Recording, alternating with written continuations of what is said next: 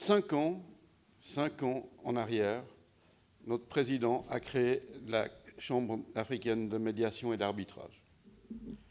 Moi, je suis un homme de l'action. Je suis un homme qui, au départ, était juriste et qui ensuite s'est acheminé vers la finance. Et j'aime les choses qui fonctionnent. Et pour moi, beaucoup du fonctionnement des tribunaux et les lenteurs que relevait notre collègue, puisque je n'ai pas l'honneur d'être votre confrère, tout à l'heure, sont tout à fait exacts. Comme vous le savez tous, étant président de cour administrative, président de la cour d'appel et je crois président de l'ordre des avocats de Marrakech, si j'ai bien compris, eh bien, vous savez que la Cour africaine de médiation et d'arbitrage a besoin de quelque chose d'essentiel pour pouvoir fonctionner. Et cette chose essentielle, c'est un accord de siège. Un accord de siège qui sera très facile d'obtenir si nous avons l'appui du président de la Cour d'appel et l'appui du président de la Cour administrative, puisqu'en fait, cet accord de siège permet à la Camar de fonctionner effectivement au plan international. Votre présence ici montre la légitimité que notre président a réussi à obtenir de vous en 5 ans.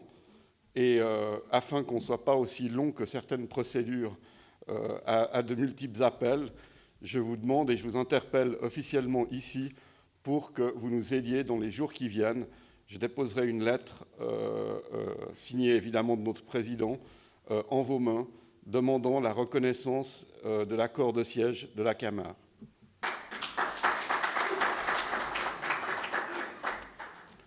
Comme on parle de politique, et que moi, la politique, j'y connais à peu près rien, je vais vous parler du seul point politique que je connais.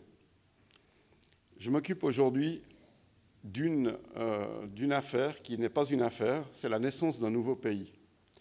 En Afrique, il y a une terre qu'on appelle en droit terra nullius.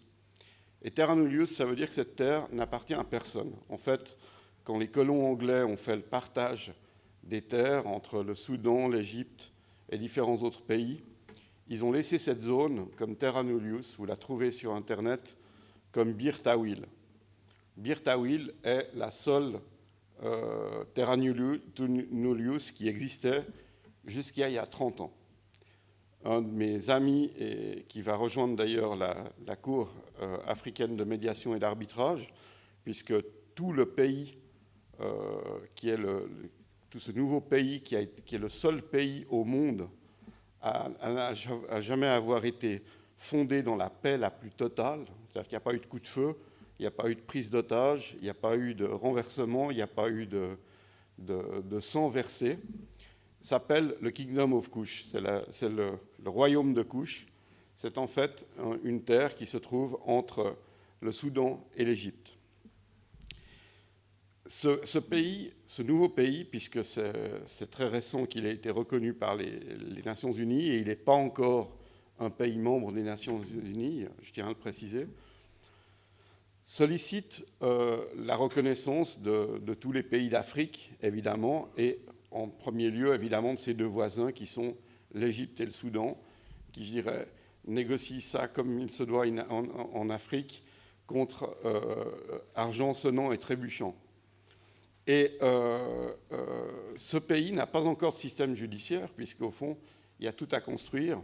On part un petit peu comme Dubaï au premier jour, c'est-à-dire qu'on part en plein désert, et il n'y a absolument rien. Et je vais faire en sorte que ce pays prenne, pour régler ses litiges, pendant tout le temps d'installation de son système de justice, la Cour africaine de médiation et d'arbitrage.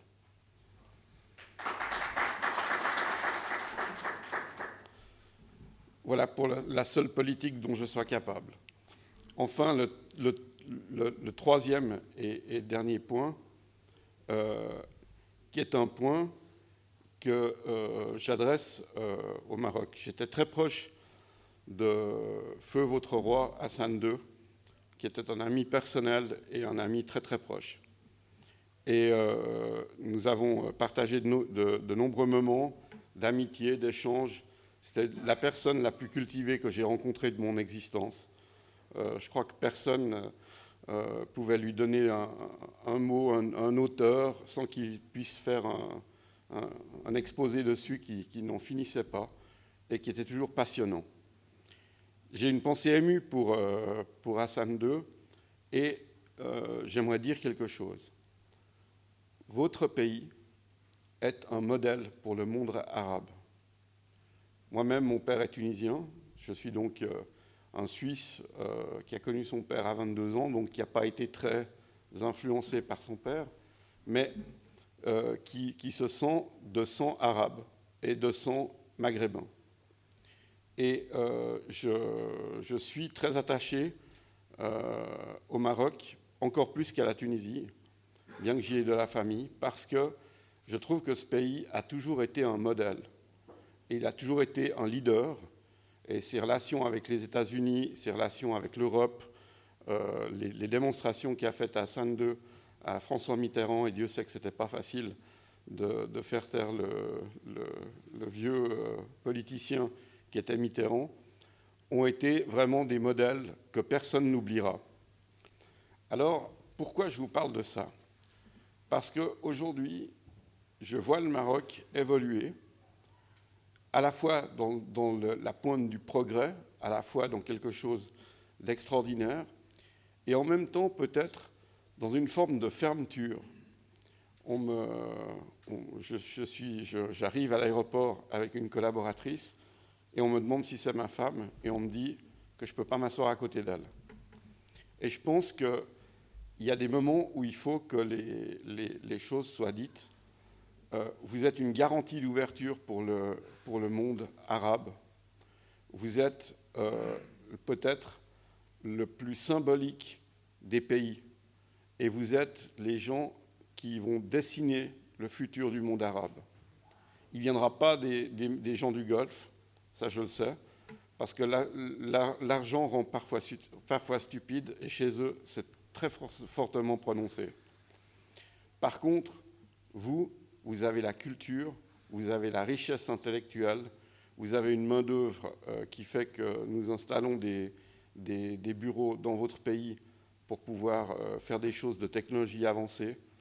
Et je pense qu'en vous portant garant de la séparation de la religion et du civil, vous allez continuer dans le siècle des Lumières et vous allez continuer dans ce qui a fait la richesse de la France, qui était la séparation de l'Église et de l'État.